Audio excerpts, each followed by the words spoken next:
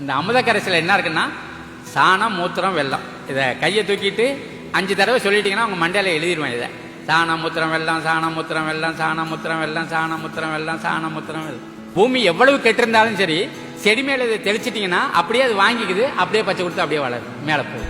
குணபம்னா இறந்து போன பிராணிகளுடைய உடல். அதை கொஞ்சம் சாணி கரைசல், கொஞ்சம் மூத்திரம், கொஞ்சம் பால், தயிர் கிடைக்கலாம் ஊற்றுங்க, எதுனாலும் போடுங்க. அதில் ஊற வச்சிடுறது. 20 நாளைக்கு ஊறிட்டா அது டானிக் மாதிரி ஆயிடுது. 20 பங்கு தண்ணி சேர்த்து தெளிச்சிங்கன்னா எல்லா பயிரும் வளருது, பூச்சி நோயெல்லாம் விளைக்குது. இது பேர் குணபச்சலம். எங்கெல்லாம் பயிர் கொஞ்சம் வெள்ளையா இருக்கும்போதோ இந்த மோர், தேங்காய் பழம் கலந்து தெளிச்சிட்டாங்கன்னா அப்புறம் பச்சை கொடுத்த பாடு வளருது. பூ வரும்போது அடிச்சிட்டிங்கன்னா நிறைய பூ ஆயிடுது, பூ பிஞ்சாயிடுது, பிஞ்சு காயா மாறுது. ஏகப்பட்ட வேலை செய்யும் இது மட்டுமே. விவசாயி சைட்டோசோம் வளைச்சி வைக்கும்.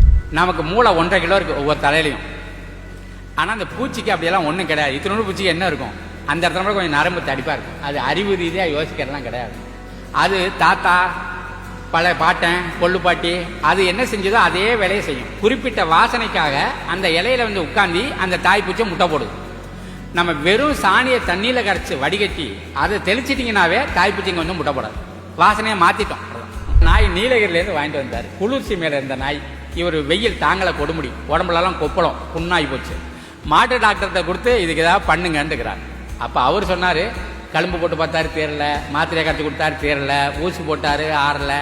அந்த நேரத்தில் பஞ்சகவியா தயார் பண்ணிட்டாங்க. இந்த பஞ்சகவியை கொடுத்ததையும் முதல் நாள் கொஞ்சம் யோசிச்சுது, அடுத்த நாள் அதாவது விரும்பி குடிச்சுது. 12வது நாள் உடம்புல இந்த புண்ணெல்லாம் காலி. 1 மாதம் ஆன போது புண்ணு இருந்த இடத்துல முடியெல்லாம் முளைச்சி வந்துருச்சு. அவர் வீட்டுக்கு நான் போகும்போது முதல்ல வரவேற்கிறது அதுதான். அமுத கரைசலை தமிழ்நாட்டில் சொல்லி கொடுத்தேன். தமிழ்நாடு எங்கே பார்த்தாலும் விவசாயி செய்கிறா இருப்போம். அமுத கரைசல் அவ்வளோ சிறப்பானது. இந்த அமுத கரைசல் என்ன இருக்குன்னா சாணம், மூத்திரம், வெல்லம். இதை கையை தூக்கிட்டு 5 தடவை சொல்லிட்டீங்கன்னா உங்கள் மண்டையில் எழுதிடுவேன். இதை சாணம், மூத்திரம், வெல்லம், சாணம், மூத்திரம், வெல்லம், சாணம், மூத்திரம், வெல்லம், சாணம், மூத்திரம், வெல்லம், சாணம், மூத்திரம், வெல்லம். மாடு தண்ணி குடிக்கிற மாதிரி ஒரு தொட்டி எடுத்துக்க வேண்டியதுங்க. ஒரு குடம் தண்ணியை உள்ளே விட வேண்டியது. அதில் ஒரு பட்டி சாணி, ஒரு தடவை பெய்கிற மூத்திரம், கையளவு வெல்லம், 3ஐயும் கொட்டி குச்சியால் வலப்புறம் 50 சுத்து, இடப்புறம் 50 சுத்து. காலை ஒரு தடவை, மதியம் ஒரு தடவை, மாலை ஒரு தடவை, 3 வேளை கலக்கிட்டீங்களாக்கும். நாளைக்கு டானிக் ரெடி. 24 மணி நேரத்தில் டானிக் ரெடி. மூத்திரம் இருக்கிறதுனால இலை கருகும். அதனால் 10 பங்கு தண்ணி சேர்த்து ஸ்ப்ரே பண்ணணும். ஸ்ப்ரே பண்ணிட்டீங்கன்னா 24 மணி நேரத்தில் செடி பச்சை கொடுத்து வளரும். நம்ம தெரிஞ்சிருக்க வேண்டிய விஷயம் என்ன அப்படின்னாக்கா, நமக்கு மூக்கு, கண்ணுக்கு அதெல்லாம் தனித்தனியாக இருக்குது, செடிக்கு அப்படி கிடையாது. அதாவது வேறால் செய்கிறத இலையாலையும் செய்யணும், இலையால் செய்கிறத வேறாலையும் செய்யும். வேரும் சுவாசிக்கும், இலையும் சுவாசிக்கும், வேரும் சாப்பிடும், இலையும் சாப்பிடும். பூமி எவ்வளவு கெட்டிருந்தாலும் சரி, செடி மேலே இதை தெளிச்சிட்டிங்கன்னா அப்படியே அது வாங்கிக்குது, அப்படியே பச்சை கொடுத்து அப்படியே வளருது, மேலே போகுது. சரிதானே? குணபசலம்ங்கிறத இப்போ எல்லாரும் சொல்லிட்டு இருக்கிறாங்க. இந்த குணபசலங்கிறது விருஷாயுர்வேதத்தில் சொல்லியிருக்கு. விருஷாயுர்வேதம்னா 1000 வருஷத்துக்கு முன்னாடி வட இந்தியாவில் ஒரு ராசா இருந்தார். அந்த ராசா என்ன பண்ணார், ஒரு வைத்தியரை கூப்பிட்டு விவசாயத்துக்கு ஏதாவது சொல்லியானார். அவர் பாட்டாக எழுதி வச்சிருக்கார். அந்த பாட்டில் ஒன்று சொல்லியிருக்கு. அது என்னன்னா, குணபம்னா இறந்து போன பிராணிகளுடைய உடல். அதை கொஞ்சம் சாணி கரைசல், கொஞ்சம் மூத்திரம், கொஞ்சம் பால், தயிர் கிடைக்கலாம் ஊற்றுங்க, எதுனாலும் போடுங்க. அதில் ஊற வச்சிடுறது. 20 நாளைக்கு ஊறிட்டா அது டானிக் மாதிரி ஆயிடுது. 20 பங்கு தண்ணி சேர்த்து தெளிச்சிங்கன்னா எல்லா பயிரும் வளருது, பூச்சி நோயெல்லாம் விளைக்குது. இது பேர் குணபச்சலம். உதாரணத்துக்கு நம்ம ஊரில் அங்கங்கே மீன் வெட்டுவாங்க. இந்த கழிவு, வாளுகள், தலை, குடல் இதெல்லாம் இருக்கும். அதை மட்டும் வாங்கிட்டு வந்துடுறது. இப்போ நான் சொல்லி பல இடத்துல செஞ்சுருக்காங்க, எனக்கு கண்ணுக்குள்ளே செய்கிறாங்க. ரொம்ப சொல்லுவோம். அந்த மீன் விற்கிற இடத்துல எதெல்லாம் கழிக்கிறாங்களோ அதெல்லாம் வாரிட்டு வந்துடுறது. அதை ஒரு பானையில் போட்டு, பானை போடுறது நல்லதில்லை, பிளாஸ்டிக்கில் வைக்கணும் அல்லது ஏதாவது ட்ரம்மில் வைக்கணும். பானையில் போட்டால் தண்ணி ஆவியாயிடுது, இதை கெட்டியாயிடுது, உள்ளக்கரை சாமான் கெட்டியாயிடுது. அப்போ மூத்திரத்தை ஊற்றிடுறது, கொஞ்சம் வெள்ளத்தை கரைச்சி உள்ளே விடுறது, கொஞ்சம் சாணியை கரைச்சி உள்ளே விடுறது, அப்புறம் கொஞ்சோண்டு பால் ஊற்றுறது, கொஞ்சோண்டு தயிர் ஊற்றுறது. எல்லாம் சேர்ந்தா ஒன்று ஆகி போகுது. ஏன் பால் தயிர்ங்கெல்லாம் அடுத்தாப்பில் சொல்லும்போது உங்களுக்கு புரிஞ்சிடும். இதில் 20 நாள் ஊற வச்சுட்டு குச்சியால் கலக்கினீங்கன்னா அப்புறம் கிடைச்சா கொஞ்சோண்டு தான் எலும்பு கிளம்பு மிச்சம் இருக்கும். மற்றதை அப்படியே வடிகட்டி 1க்கு 20 பங்கு தண்ணி சேர்த்து தெளிச்சிங்கன்னா செடி வேக வேகமாக வளருது, பூச்சி நோயெல்லாம் விளைக்குது. இது பேர் குணபச்சலம். விருஷாயுர்வேதத்தில் சொல்லப்படுது, 1000 வருஷத்துக்கு முன்னாடி சொல்லப்படுது. அதே மாதிரி டீ தயாரிக்கிறது, மூலிகை டீ தயாரிக்கிறது. அந்த மூலிகை டீ எப்படின்னா, பெரிய ட்ரம் இருப்பாங்க, டீசல் ட்ரம், அந்த சைஸுக்கு ட்ரம் எடுத்துக்கிறது. அது இரும்பாகவும் இருக்கலாம், பிளாஸ்டிக்காகவும் இருக்கலாம். அதில் 3/4 அளவுக்கு தண்ணியை நிரப்பிடுறது. ஒரு சாக்குக்குள்ள 5 கிலோ இலை, நிறைய கண்ட கடையெல்லாம் பறிச்சுட்டுவாங்க. எந்த இலை கடையில் போட்டாலும் பறிச்சுக்கோங்க, நிறைய இலை இருக்கட்டும். இலையை ஒரு 5 கிலோ கொண்டு உள்ளே போடுறது, 5 கிலோ சாணியை உள்ளே போடுறது, உள்ளுக்குள்ளே ஒரு 1/2 செங்கக்கல், சாக்கை கைத்தால கட்டி அந்த ட்ரம்முக்குள்ளே இறக்கிறது. ட்ரம்முக்குள்ளே முக்கால் அளவுக்கு தண்ணி நிறுத்திட்டீங்கல்ல, அதுக்குள்ளே இறக்கிறது. வெளியில் கயிறு தொங்கி இருக்கணும், அது நுழையில் ஒரு சின்ன கல்லை கட்டிடலாம். அந்த பக்கம் போகும்போது வரும்போது அந்த கல்லை பிடிச்சி ஒரு ஆட்டை ஆட்டிக்கணும். இதான் டீ போடுறது. இப்போ அந்த பெரிய இடங்களுக்கெல்லாம் போனால் அப்படி தான் கொடுக்குறான். தனியாக கொண்டாந்து வச்சுறாங்க, வெந்நியை தனியாக வச்சிடறான், டீ தூளை தனியாக கொண்டாந்து வச்சிடறான், அந்த சர்க்கரையை தனியாக கொண்டாந்து வச்சிடறான். அந்த பொட்டலத்துக்குள்ளே இருக்க இந்த டீ தூள் சரிதானா, வெந்நியை ஊற்றிக்கிட்டு சர்க்கரையை போட்டுக்கிட்டு இந்த பாக்கெட்டை போட்டு நம்ம ஆட்டிக்கிட்டே இருக்கணும். இது அவரே ஆட்டிட்டு அவருக்கு செலவு அதிகமாகிடுதான். அந்த வேலையை நம்ம கொடுத்துட்றாரு, ஆட்டுற வேலையை கொடுத்துட்டாரு. இதே மாதிரி நம்ம என்ன செய்கிறோம், பெரிய அளவில் ட்ரம்மை வச்சுட்டு உள்ளுக்குள்ளே முக்கால் அளவு தண்ணியை நிறுத்திட்டு 5 கிலோ இலை, 5 கிலோ சாணி, ஒரு கல். அந்த கல் எதுக்குன்னா இந்த சாக்கு மிதக்கக்கூடாது, தண்ணிக்குள்ளே போகணுங்கிறது தான் ஒரு செங்கக்கல்லை உள்ளுக்குள்ளே போடுறோம் சரிதானா, நல்லா சரியான கல்லாக போட்டுறது. அப்போ அது கைத்தை வெளியில் வச்சு ஒரு சின்ன கல்லை மாட்டிடுறதுங்கய்யா. மாட்டிட்டு இந்த கல்லை போகும்போது வரும்போது இப்படி ஒரு ஆட்டிட்டு போயிட்டீங்கன்னா உள்ளுக்குள்ளே டீ தயாராகிட்டே இருக்கும். இப்போ அங்கேயே வடிகட்டப்பட்டுருச்சு, நம்ம வடிகட்ட வேண்டிய அவசியம் கிடையாது. அதை எடுத்து ஒரு வாரம் கழிச்சு 1க்கு 10 பங்கு தண்ணி சேர்த்து தெளிச்சிங்கன்னா செடி வேகமாக வளரும். சரி, மூலிகை செடிக்கு நம்ம மூலிகை சப்ளை பண்ணுறோம், செடி சுறுசுறுப்பாக இருக்கும். சோம்பலுக்கும்பெல்லாம் கழிச்சிட்டு அது பாட்டுக்கு வளர ஆரம்பிச்சிடும்.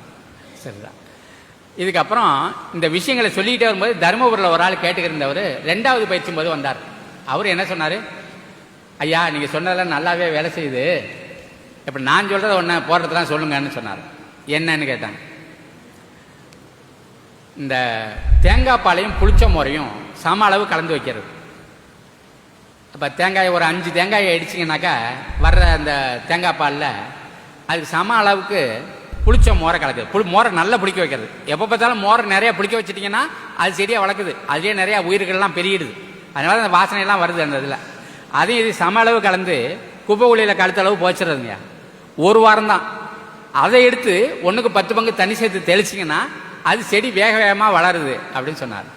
நான் கேட்டேன், இதுக்கு பேர் என்னன்னு கேட்டேன். இது வந்து விவசாயி சைட்டோசோம் சொன்னார்.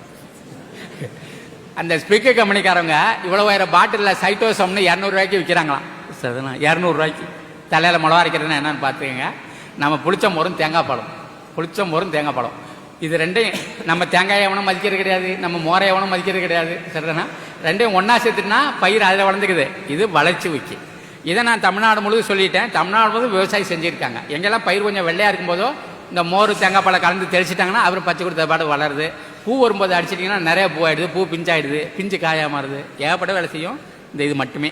விவசாயி சைட்டோசோம் வளர்ச்சி ஊக்கி. நமக்கு மூளை 1.5 கிலோ இருக்குது ஒவ்வொரு தலையிலையும். ஆனால் அந்த பூச்சிக்கு அப்படியெல்லாம் ஒன்றும் கிடையாது. இத்தனோடு பூச்சிக்கு என்ன இருக்கும், அந்த இடத்துல கூட கொஞ்சம் நரம்பு தடிப்பாக இருக்கும். அது அறிவு ரீதியாக யோசிக்கிறதுலாம் கிடையாது. அது தாத்தா பல பாட்டன் கொள்ளு பாட்டி அது என்ன செஞ்சதோ அதே வேலையை செய்யும். அதுக்கு பிறகு இன்ஸ்டிங்க்ட் அதோடைய தூண்டுதல்னால செய்யுது. அது என்ன பண்ணுது, குறிப்பிட்ட வாசனைக்காக அந்த இலையில வந்து உட்காந்து அந்த தாய்ப்பூச்சை முட்டை போடுது. நம்ம வெறும் சாணியை தண்ணியில் கரைச்சி வடிகட்டி அதை தெளிச்சிட்டிங்கனாவே தாய்ப்பூச்சிங்க வந்து முட்டை போடாது. வாசனையை மாற்றிட்டோம். நம்ம இவ்வளவு செஞ்சுட்டோம்னு சொன்னால் நம்ம செடியில் இருக்கிற வாசனையெல்லாம் மாறிடுது. தாய்ப்பூச்சியே இங்கே வந்து முட்டை போடாது. 1-2 போட்டிருந்தது கொண்டதுன்னா அதை செடியை திங்கும் போது செத்து போயிடும். சீரண கொள்ளாலேயே செத்து போயிடும், விஷத்திலேயே செத்து போயிடும். இவ்வளவுதான். அதான் பயிர் பாதுகாப்பு. நடராஜன் வந்து மகா சிவராத்திரி அன்னைக்கு சிவன் கோயிலுக்கு போனார். ராத்திரி 11 மணி பூசை. கையை நீட்டும் போது ஐயர் ஊத்துனாரு. என்னன்னு கேட்டார், பஞ்சகவ்யா அப்படின்னாரு ஐயர். இவர் கேட்டார், பஞ்சகவ்யாவில் என்னென்ன அடங்கி இருக்குன்னு கேட்டார். பசுமாட்டோடைய 5 பண்டங்க, சாணம், மூத்திரம், பால், தயிர், நெய்ன்னு சொன்னார். இவர் கேட்டார், எல்லாரும் வாயிலையும் சாணியை கரைச்சி ஊத்துறியான்னு கேட்டார். ஐயர் பணிவா சொன்னார், என்ன டாக்டர் இப்படி கேட்டு விட்டீங்க, பஞ்சகவ்யா ரொம்ப பெரிய மருந்துன்னு சொன்னார். இவர் கேட்டார், அப்ப பஞ்சகவ்யா என்ன பண்ணும்னு கேட்டார். பஞ்சகவ்யா வந்த நோய் போக்கும், வரப்போக நோய் தடுக்கும். அதுக்கு மேல என்ன வேணும்? பயிரில் முன்னோடியே ஒருத்தர் சோதிச்சிருக்கான். அவன் என்ன பண்ணியிருக்கான், சாணி மூத்திரம் 2 மட்டும் கரைச்சி வச்சு 21 நாளைக்கு கரைச்சிருக்கான். கரைச்சிட்டு அது தெளிச்சிருக்கான். அப்போ திராட்சையிலேருந்து நோய் பூச்சியெல்லாம் போயிடுச்சு. இப்படி நம்ம புத்தகத்தில் இருக்கு, அகில இந்திய இயற்கை விவசாய புத்தகத்தில், ஆதார புத்தகத்தில் இருக்கு. இதை பார்த்தவர் என்ன நினச்சிருக்காரு, நம்மளும் 21 நாளைக்கு கலக்குவோம். அவன் 2 தான் கலக்கினா நம்ம 5 கலக்குறோம் அப்படின்னு 5ஐயும் போட்டு 21 நாளைக்கு கலக்குறாங்க. ஐயர் அதுதான் செய்யலை. ஐயர் அப்போ கலக்கி அப்போ கொடுக்குறாரு. சரிதான், இங்கே மட்டும் தான் தப்பு நடந்து போச்சு. அப்போ 21 நாளைக்கு கலக்குனாங்க பாருங்க. தண்ணி கலந்து தெளிச்சதையும் முருங்கை மரத்தில் நிறைய பூ காய் வந்துச்சு. 2வது எலுமிச்சை மரத்தில் நிறையா பூங்காயமாக வந்துச்சு. 3வது மல்லிகை செடியில் நிறையா பூமா வந்துச்சு. 4வது அவங்க வீட்டு நாய், மாட்டு டாக்டர் தான் இப்படி தான் இருக்காரு, மனுஷ டாக்டரும் இப்படி தான் இருக்கிறாரு. அவர் என்ன பண்ணார், நாய் நீலகிரிலேருந்து வாங்கிட்டு வந்தார். குளிர்ச்சி மேலே இருந்த நாய். இவர் வெயில் தாங்களை கொடுமுடி, உடம்புலலாம் கொப்பளம் புண்ணாகி போச்சு. மாட்டு டாக்டர்கிட்ட கொடுத்து இதுக்கு ஏதாவது பண்ணுங்கன்னுக்கிறார். அப்போ அவர் சொன்னார், கழும்பு போட்டு பார்த்தாரு தீரல, மாத்திரையை கரைச்சி கொடுத்தாரு தீரல, ஊசி போட்டார் ஆறல. டாக்டர் 2ல் 1 பண்ணலாம் டாக்டர்னாராம். என்ன 2ல் 1ன்னாரு? ஒன்று கருணை ஊசி போட்டு கொண்டு போடலாம், இல்லாட்டி உங்களோட ஏசி ரூமில் படுக்க வச்சுக்கோங்கன்னு சொன்னார். இவர் சொன்னார், 2ம் செய்ய முடியாது. ஒன்று இவ்வளவு அன்பார்ந்த பிராமணியை கொலை பண்ண முடியாது, நான் சம்மதிக்க முடியாது. 2வது நோயாளியை படுக்கறையில் படுக்க வைக்க முடியாது.